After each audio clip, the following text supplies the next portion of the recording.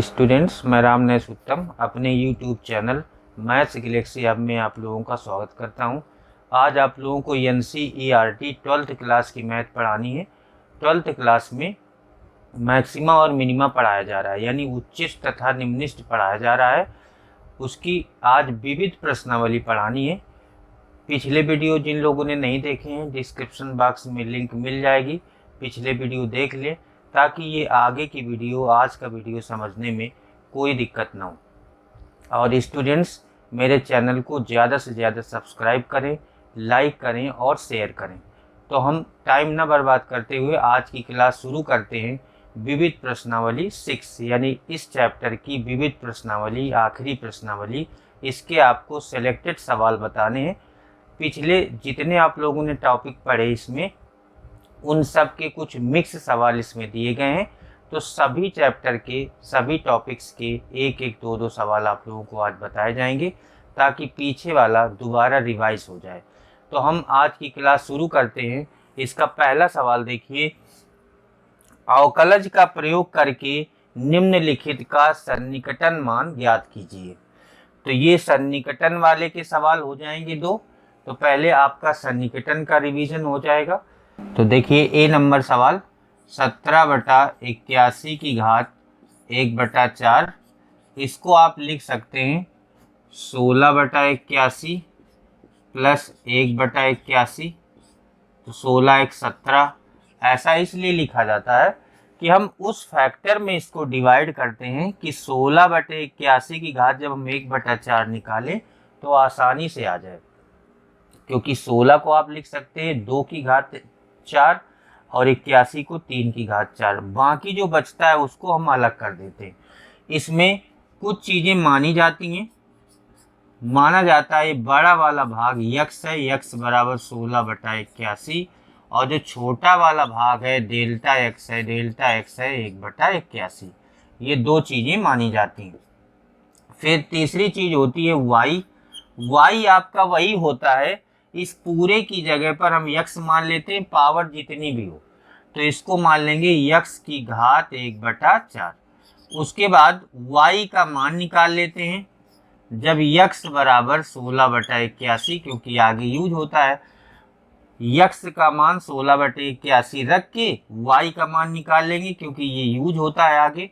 तो 16/81 की घात 1/4 मतलब हो जाएगा 2/3 की घात 4 और फिर पूरे की घात 1/4।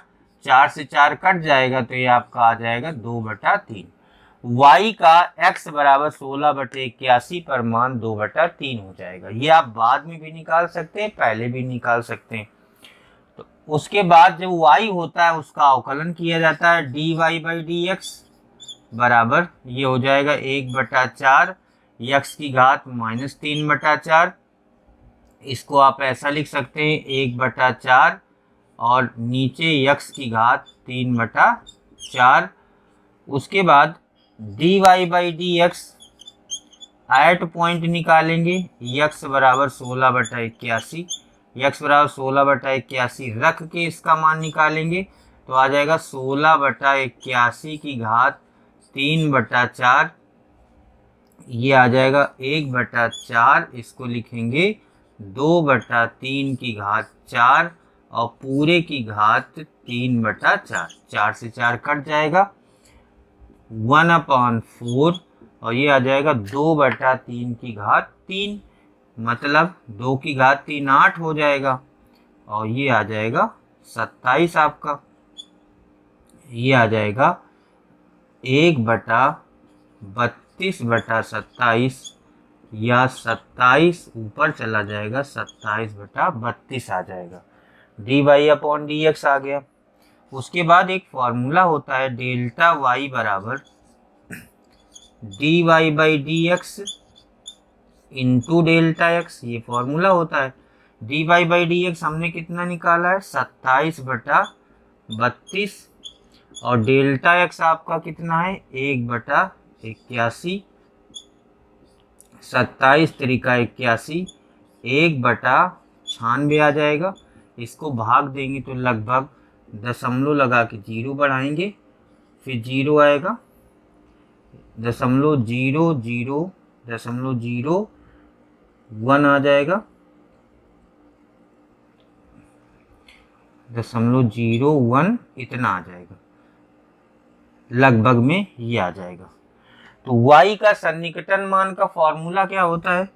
y का सन्निकटन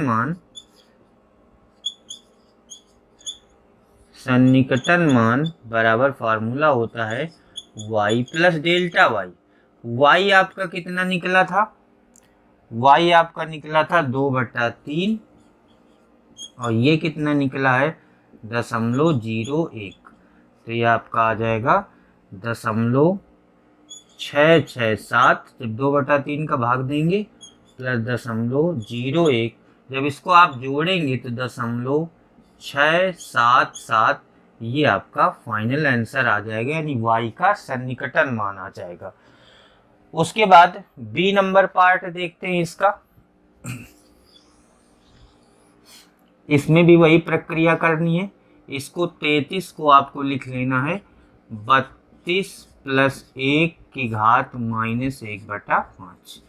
उसमें से बड़े वाले भाग को मान लेना है, माना x बराबर 32 और छोटा वाला भाग 1 है, डेल्टा x बराबर 1।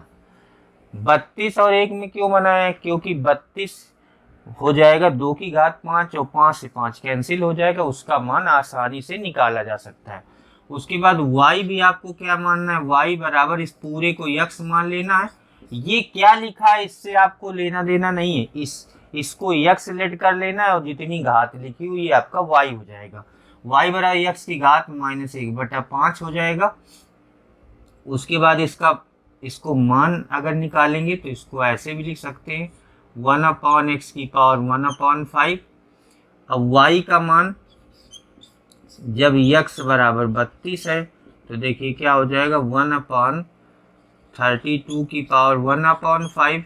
32 का मतलब 2 की पावर 5 और पूरे की पावर 1/5 आएगा। 5 से 5 कैंसिल हो जाएगा, ये आपका आ जाएगा 1/2, मतलब 0.5 आ जाएगा।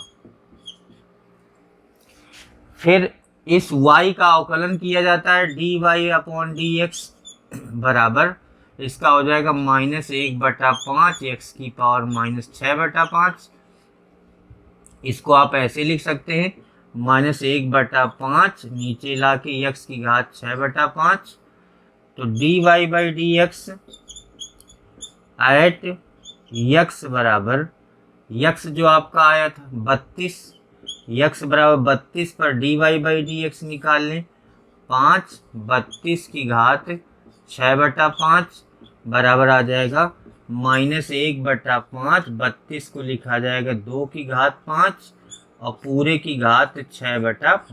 इस 5 से 5 कैंसिल हो जाएगा, -1/5 और 2 की घात 6 बचा, 2 की घात 6 का मतलब हो जाएगा 64 और 5 का 64 में गुणा करेंगे तो आ जाएगा 320।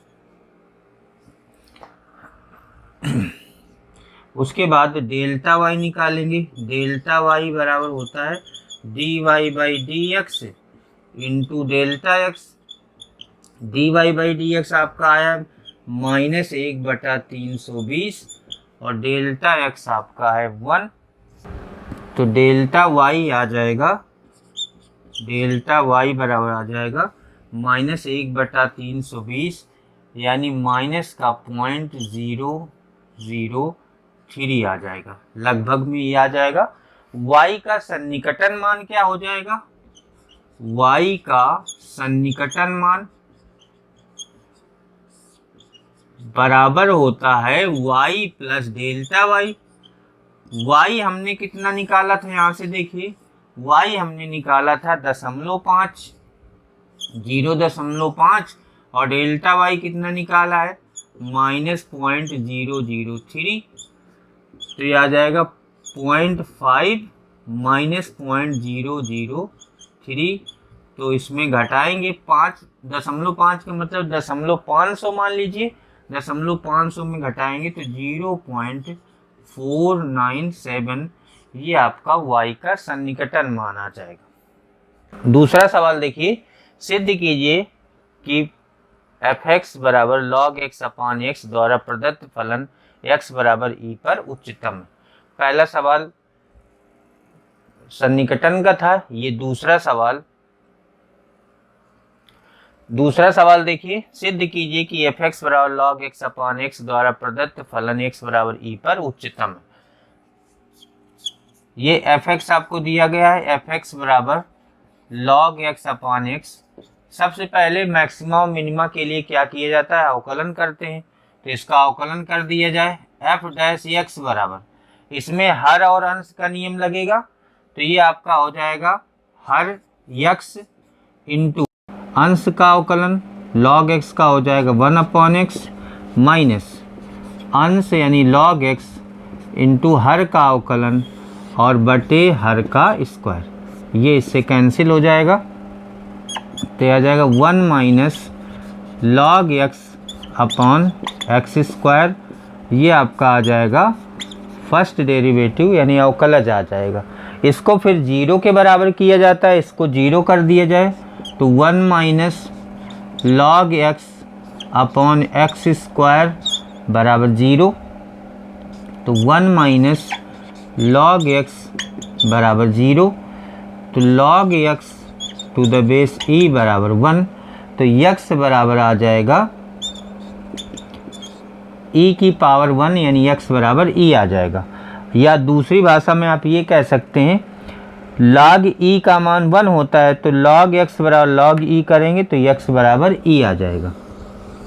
फिर इसका सेकेंड डेरिवेटिव निकालते हैं, यानी द्वितीय अवकलज निकालेंगे, तो देखिए क्या हो जाएगा, f'(x) बराबर, इसका दोबारा अवकलन करेंगे तो क्या हो जाएगा, इसमें हर अंश इसमें भी लग जाएगा, हर है एक्स स्क्वायर इंटू ये पूरा अंश है, इसका अवकलन, इसका 0 हो जाएगा, इसका माइनस 1/x माइनस, मैंने बताया था मैक्सिमा मिनिमा के सवालों में हर इंटू अंश का अवकलन माइनस अंश वाला वो 0 कर दिया जाता है, बटे हर का स्क्वायर कर देते हैं।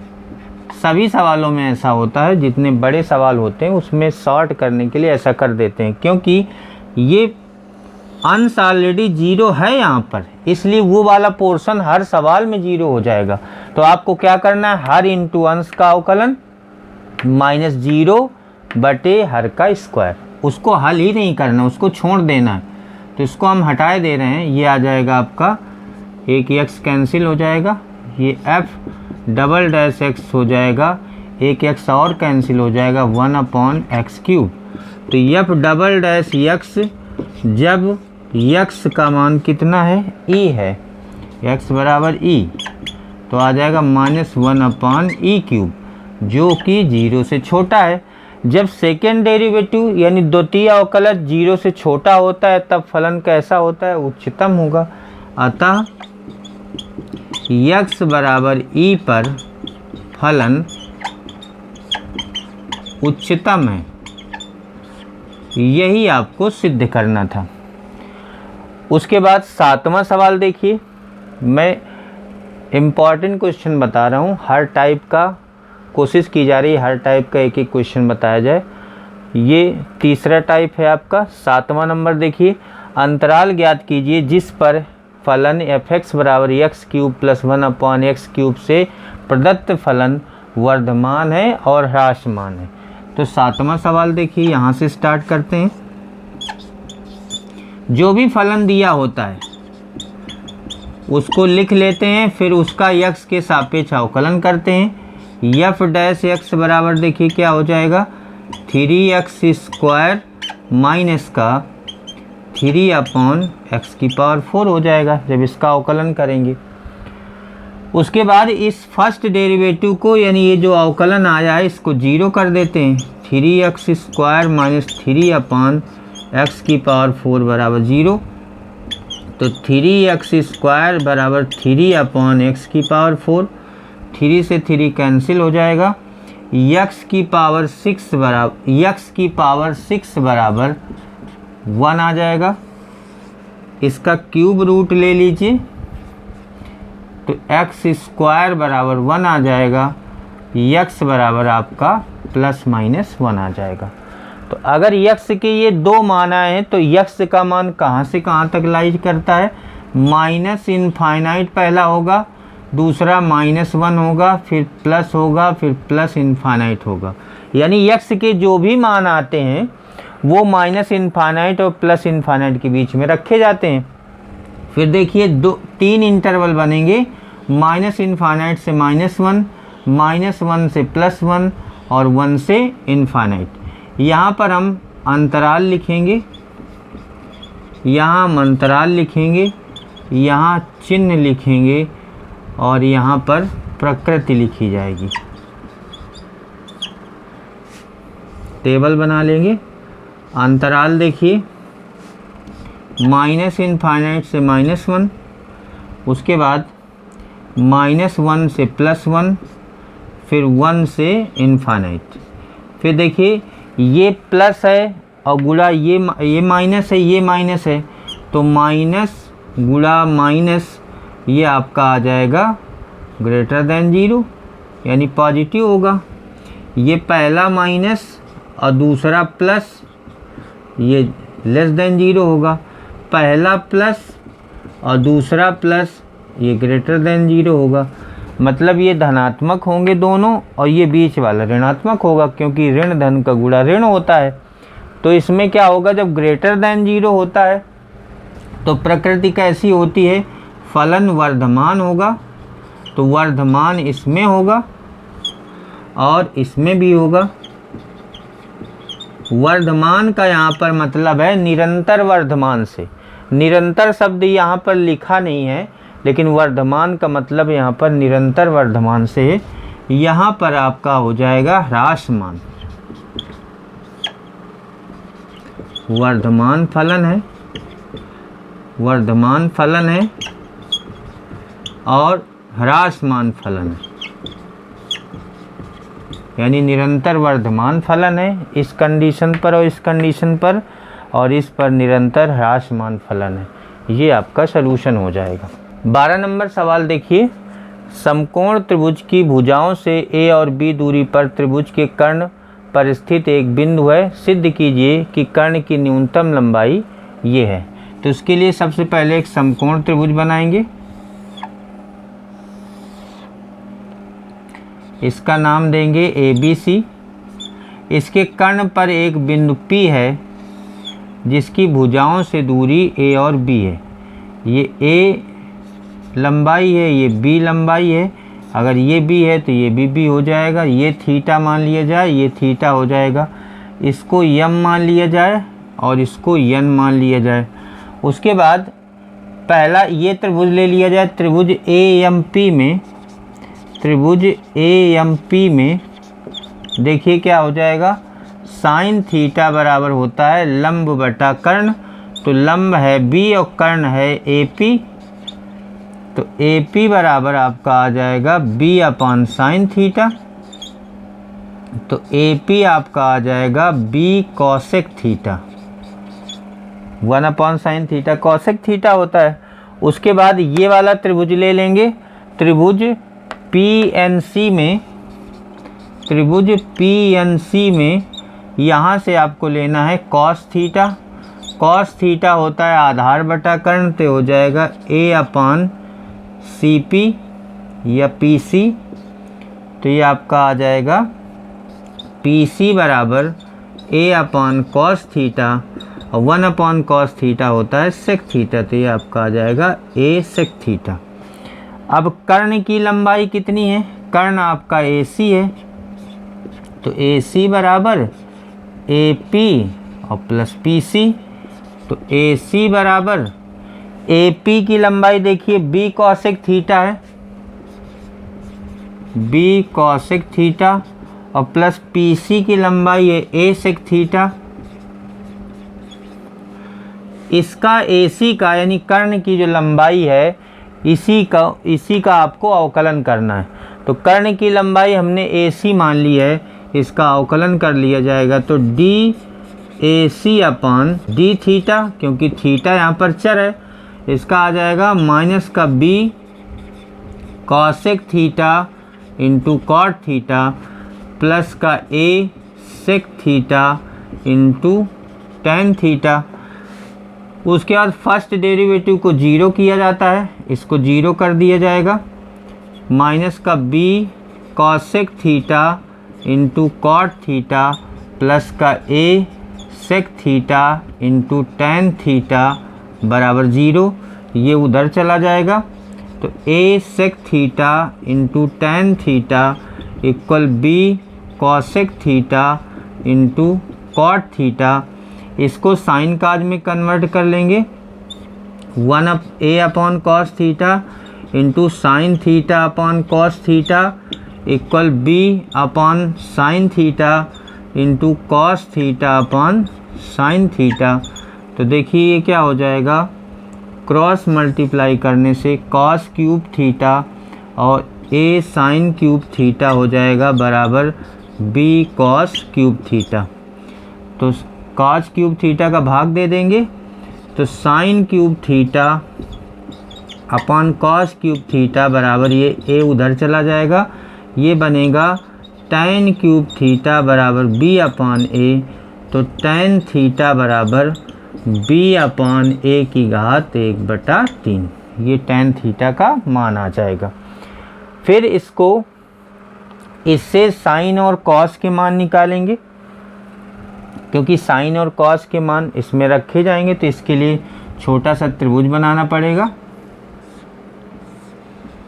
ये आपका थीटा हो जाएगा, tan थीटा होता है लंब बटे आधार b की घात 1/3 a की घात 1/3। पाइथागोरस लगाएंगे तो ये आपका आ जाएगा अंडर रूट a की घात 2/3 b की घात 2/3। यहाँ से हम सबके मान निकाल के बाद में हम इसमें रखेंगे जो सेकेंड डेरिवेटिव आएगा। अब सेकेंड डेरिवेटिव लाने से पहले आपको इसकी लंबाई निकालनी पड़ेगी, कर्ण की लंबाई। तो देखिए क्या हो जाएगी, AC बराबर बी कॉसेक थीटा लिखा है। कॉसेक थीटा का मान कैसे आएगा, यहाँ से कॉसेक थीटा होता है कर्ण बटा लंब, तो हो जाएगा बी कॉसेक थीटा है कर्ण आपका है अंडर रूट ए की घात 2/3 बी की घात 2/3 बटे लंब आपका आ जाएगा बी की घात 1/3 plus A sec theta. A sec theta क्या होता है, कर्ण बटे आधार, तो हो जाएगा ए की घात 2/3 बी की घात 2/3 बटे ए की घात 1/3।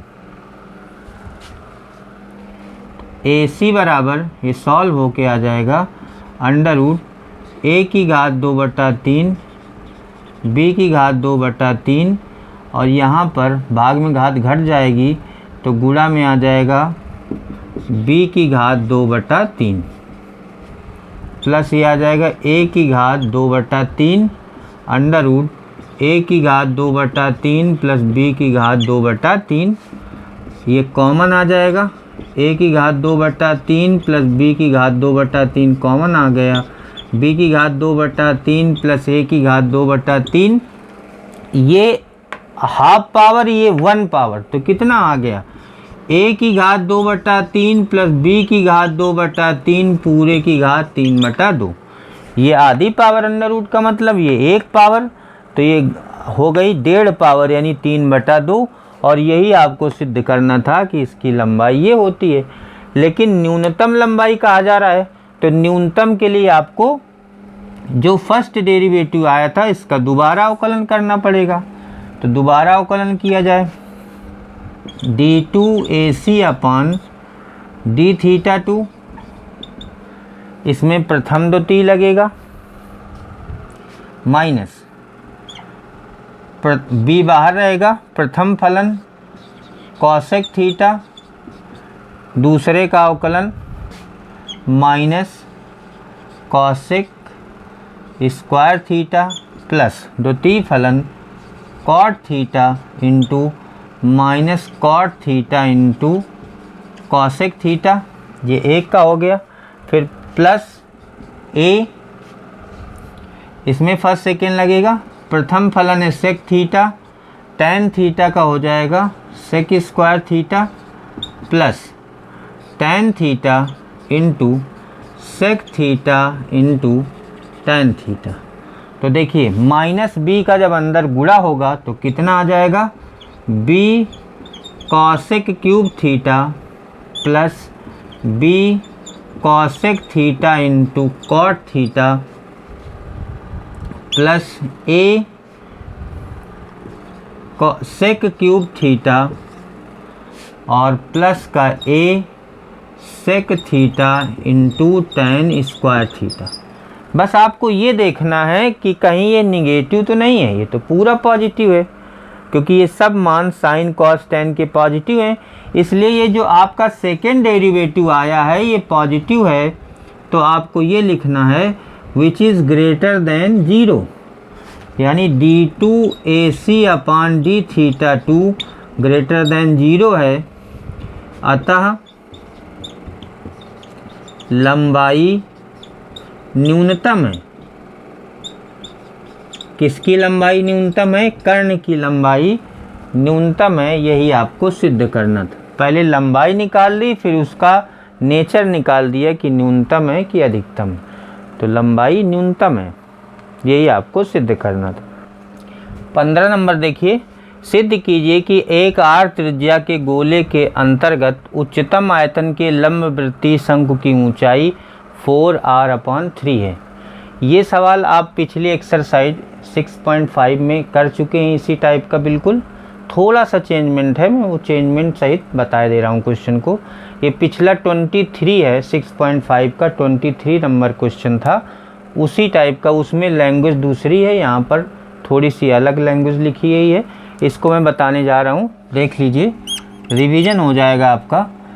एक आर त्रिज्या के गोले के अंदर, अंतर्गत का मतलब अंदर, ये आर त्रिज्या का गोला मान लिया, इसके अंदर बड़े से बड़ा आपको शंकु बनाना है, तो इस तरह से बनाया जा सकता है।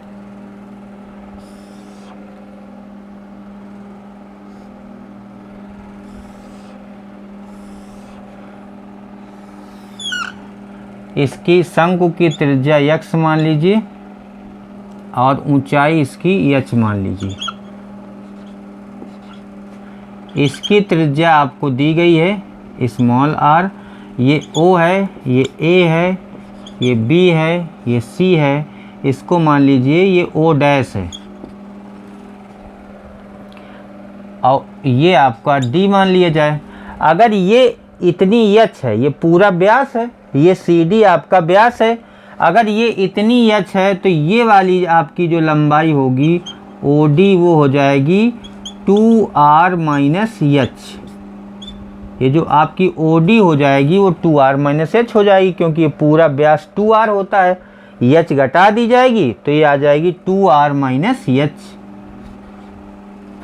अब एक हमने प्रमेय पढ़ी है OA इंटू OB बराबर OC इंटू OD। कहने का मतलब कि अगर किसी वृत्त के अंदर दो जीवाएं आपस में काट रही हैं, जैसे AB जीवा और CD जीवा काट रही है, तो इसका गुणा बराबर होता है इसके और इसके गुणा के।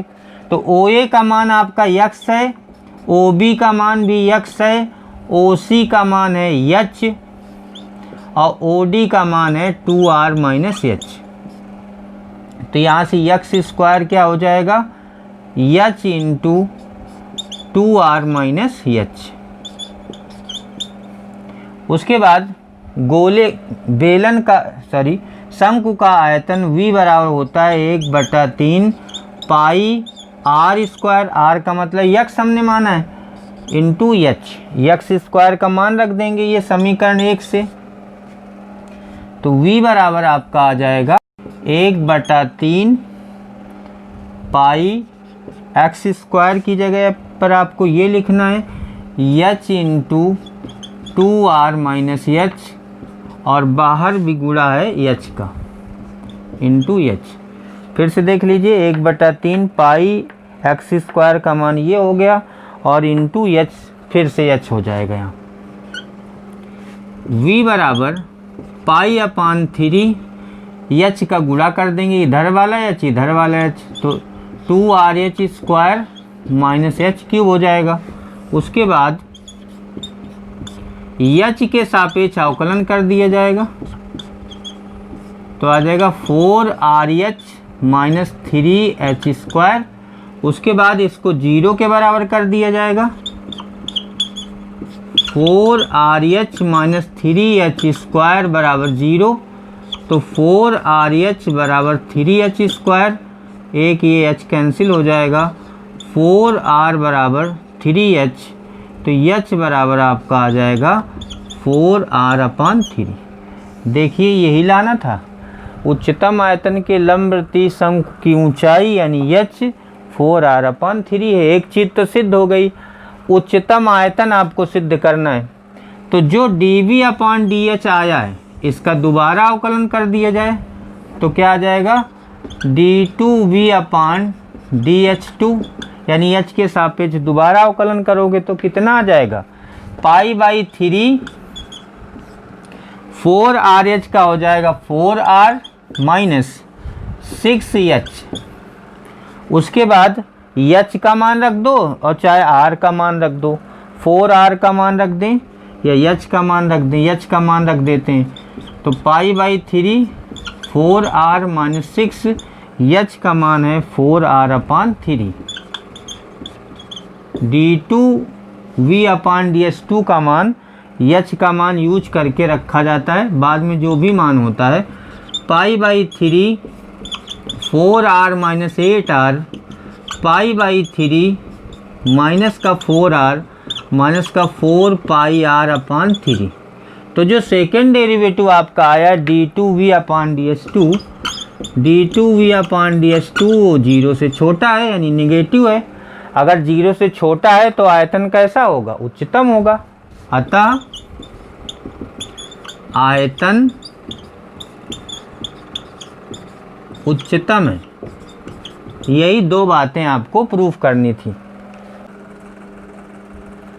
17 नंबर सवाल देखिए, सिद्ध कीजिए कि एक r त्रिज्या के गोले के अंतर्गत अधिकतम आयतन के बेलन की ऊंचाई 2r अपान √3 है, अधिकतम आयतन भी ज्ञात कीजिए।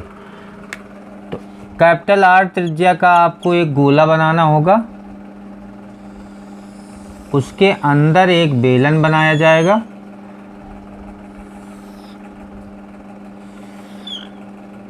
ये R त्रिज्या का गोला है, इसके अंदर ये बेलन हो गया।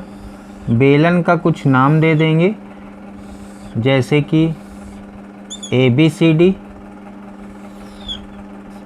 ये आपका हो जाएगा ABCD। उसके बाद ये हो जाएगा O, ये हो जाएगा O डैश। फिर ये आपकी त्रिज्या यहाँ से यहाँ तक हो जाएगी,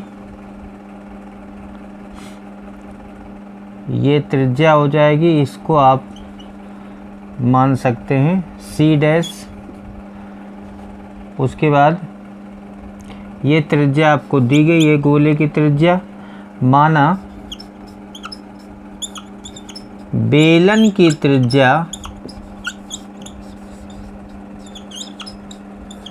स्मॉल r तथा ऊंचाई स्मॉल h है। जब ऊंचाई h मान लिया, त्रिज्या r मान लिया, तो ये आपकी r हो गई, ये आपकी r हो गई, ये भी r हो गई, ये आपकी h हो जाएगी। ये निकालेंगे, ये निकालेंगे, दोनों को जोड़ेंगे तो आपकी ऊंचाई या इतना निकालेंगे, इसका दुगना कर देंगे तो ऊंचाई आ जाएगी। तो इसके लिए हमको क्या करना है, ये वाला कोण कोई एक कोण थीटा मान लेना है। तो सबसे पहले देखिए त्रिभुज AOC डैश में ये जो आपको त्रिभुज दिख रहा है ये वाला, इसमें हम साइन थीटा लेंगे। साइन थीटा होता है लंब बटा कर्ण, साइन थीटा बराबर लंब है OC डैश और कर्ण है आपका R। तो OC डैश बराबर R साइन थीटा हो जाएगा। और ज़रा देखिए ध्यान से, ये वाला टुकड़ा ऊंचाई का आधा है तो यच जो आपकी हो जाएगी इस टुकड़े की दुगुनी हो जाएगी। तो यच बराबर आपकी आ जाएगी 2OC डैश यानी 2R साइन थीटा। ये जो OC डैश निकला है इसकी दुगुनी हो जाएगी, ये है R साइन थीटा, तो यच बराबर हो जाएगा 2R साइन थीटा। ये समीकरण 1 आ गया। उसके बाद अगर cos थीटा ले लिया जाएगा इसी त्रिभुज में, तो cos थीटा क्या होता है, आधार बटे कर्ण। आधार आपका R है और कर्ण है कैपिटल R, तो स्मॉल r बराबर हो जाएगा R cos थीटा। ये समीकरण 2 आ जाएगा। उसके बाद बेलन का आयतन अगर V मान लिया जाए तो बेलन का आयतन V बराबर पाई R स्क्वायर एच होगा। तो V बराबर पाई R आपका निकला है R cos थीटा, तो R cos थीटा का स्क्वायर इंटू एच आपका हो जाएगा 2R साइन थीटा। तो V बराबर पाई R square cause square theta into 2R sign theta. तो V बराबर 2 pi R cube cause square theta into sine theta. ये आपका आ जाएगा समीकरण 3। उसके बाद इसमें जो थीटा है वो वेरिएबल है, वेरिएबल के रिस्पेक्ट में अवकलन हो जाएगा, डिफरेंशिएशन हो जाएगा। तो dv अपॉन डी थीटा बराबर 2 पाई R क्यूब, ये कांस्टेंट है, इसमें लग जाएगा प्रथम फलन द्वितीय फलन, प्रथम फलन दूसरे फलन का अवकलन cos थीटा प्लस द्वितीय फलन साइन थीटा पहले का अवकलन 2 cos थीटा पावर से होगा, फिर cos थीटा का हो जाएगा माइनस साइन थीटा। इसमें cos थीटा कॉमन आ जाएगा तो 2 pi R cube cos theta common आ जाएगा, तो cos square theta minus 2 sign square theta. ये आपका आ जाएगा dv अपॉन डी थीटा। ये समीकरण 4 आ गया। उसके बाद फर्स्ट डेरिवेटिव यानी dv अपॉन डी थीटा को 0 किया जाएगा, अर्थात इसको 0 करना पड़ेगा। तो इसको 0 करेंगे तो देखिए कितना आएगा 2 pi R cube cos theta cause square theta minus 2 sign square theta बराबर 0। तो ये उधर जाके 0 हो जाएगा। तो यहाँ से देखिए ये आ जाएगा cos square theta minus 2 sign square theta बराबर 0। तो कॉज स्क्वायर थीटा बराबर 2 साइन स्क्वायर थीटा, तो कॉज स्क्वायर थीटा से भाग दे दीजिए तो आ जाएगा 2 1 equal to tan square theta. तो tan स्क्वायर थीटा बराबर आ जाएगा 1/2। तो tan थीटा आपका आ जाएगा 1/√2।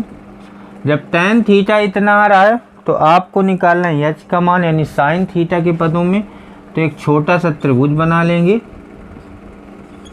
tan थीटा होता है लंब बटा आधार, ये आपका हो जाएगा √3। यहाँ से देखिए साइन थीटा आ जाएगा लंब बटा कर्ण, साइन थीटा 1/√3 आ जाएगा। साइन थीटा का मान समीकरण 1 में रखेंगे। साइन थीटा का मान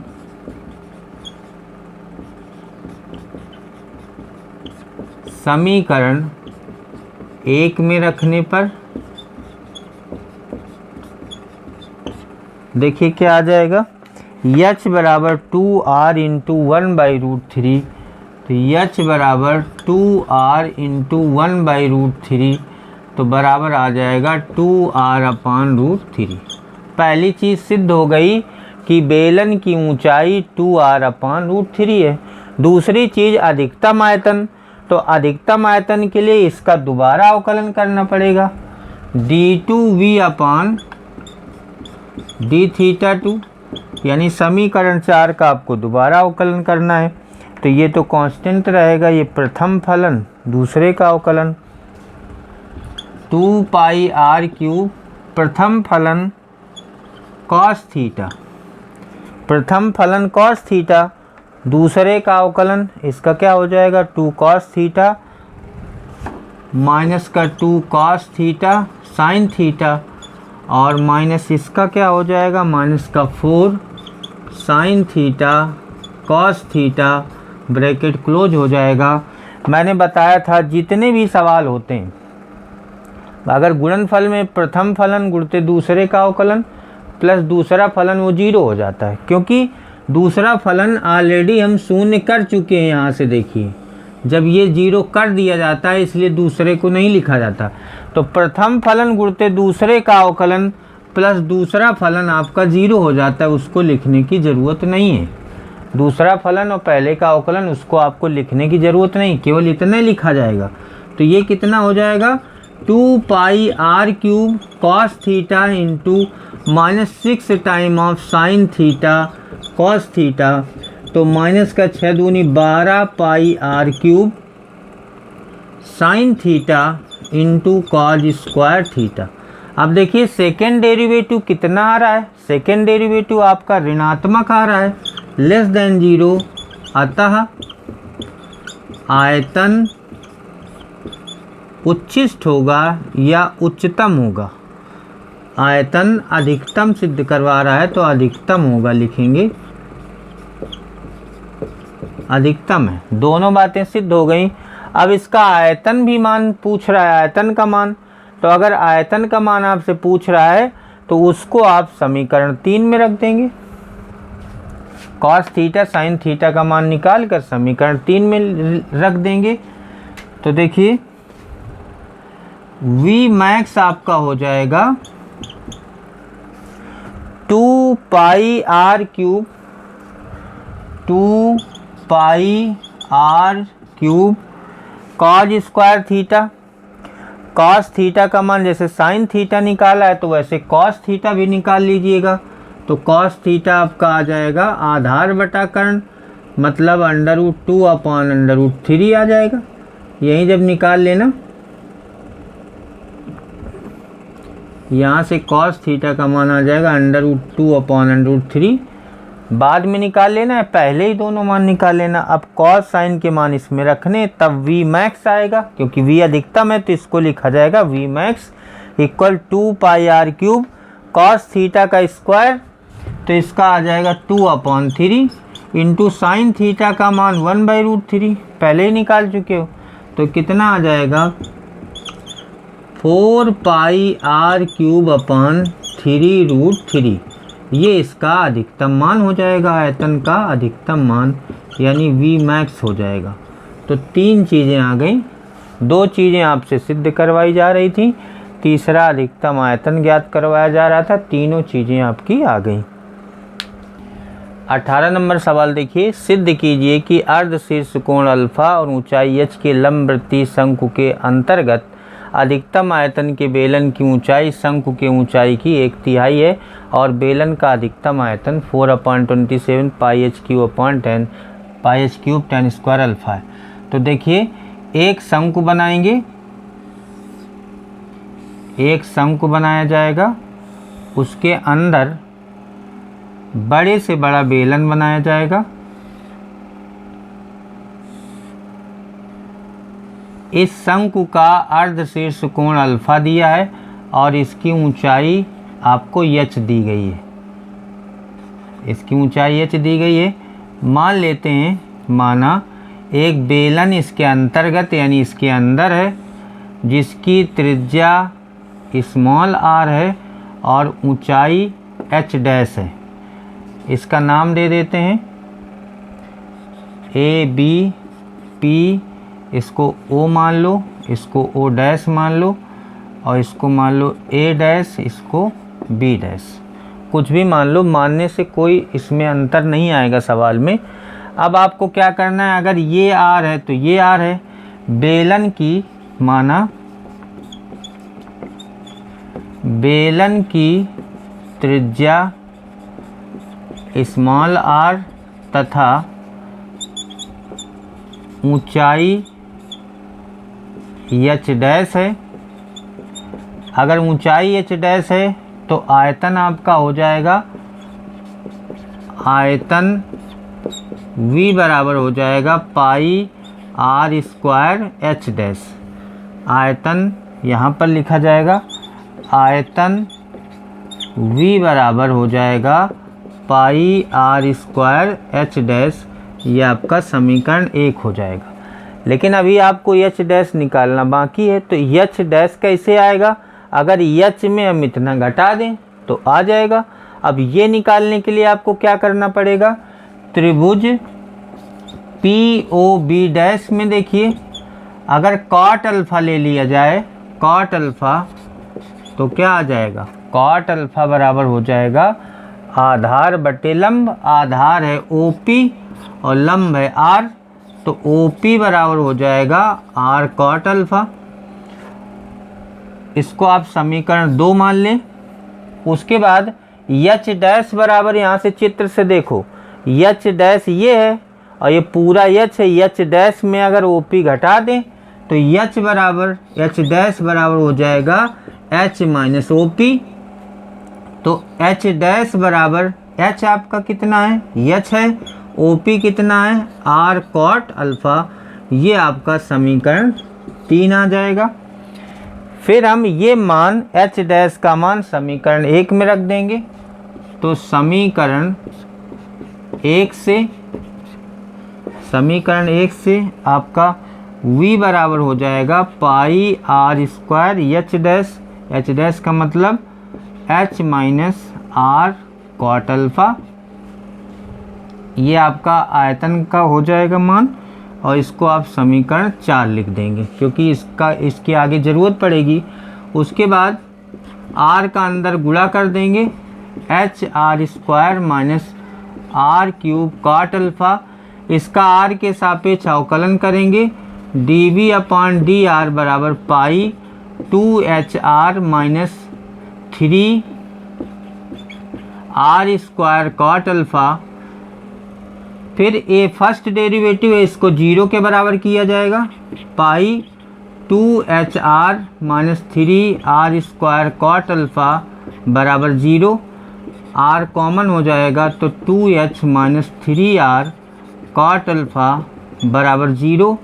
तो 2H बराबर 3R कॉट अल्फ़ा, या r का मान निकालना चाहें तो आ जाएगा 2H अपान 3 अपान कॉट अल्फ़ा बराबर आ जाएगा 2H अपान 3 tan अल्फ़ा, यानी 2H tan alpha upon 3।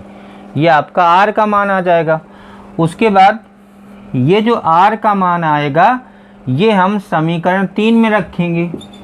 r का मान समीकरण 3 में रखने पर तो देखिए क्या आ जाएगा, एच डैश बराबर h माइनस r का मान जब आप रखोगे तो r का मान है 2H upon 3 into tan alpha, और इंटू है इसमें कॉट अल्फ़ा। कॉट से tan ख़त्म हो जाएगा, ये ख़त्म हो जाएगा तो एच डैश बराबर आपका आ जाएगा, एच डैश बराबर H minus 2H upon 3। H dash बराबर एच अपान 3 आ जाएगा, 3H माइनस 2H अपान 3 यानी H अपान 3 आ जाएगा। और देखिए यही आपको सिद्ध करना है एक चीज़ कि ऊंचाई h के लंबवती शंकु के अंतर्गत अधिकतम आयतन के बेलन की ऊंचाई शंकु की ऊंचाई की 1/3 है।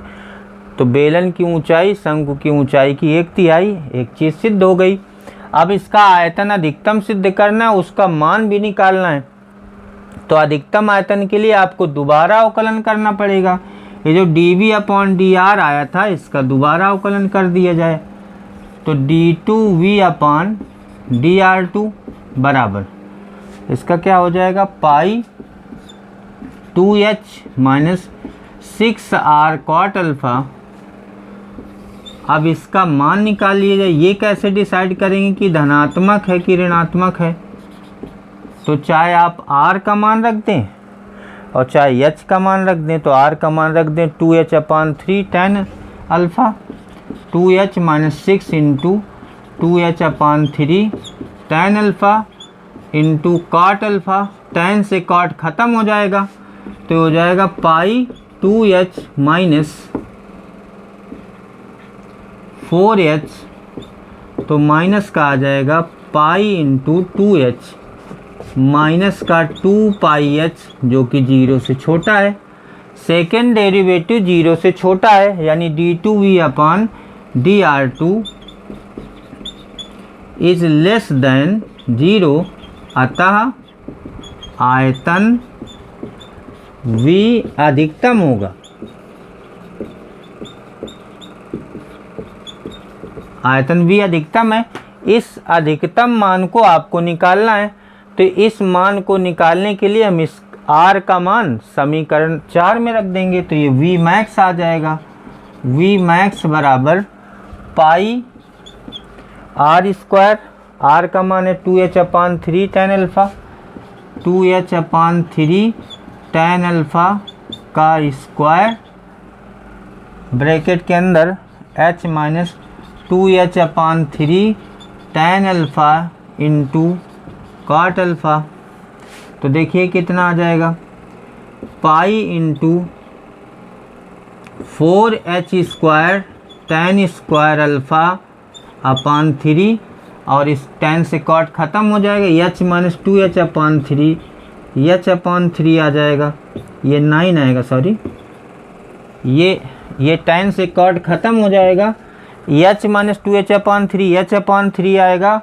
तो फाइनली ये हल होकर कितना आ जाएगा, 4πh³ tan स्क्वायर अल्फ़ा अपान 9 3 का 27। ये v का अधिकतम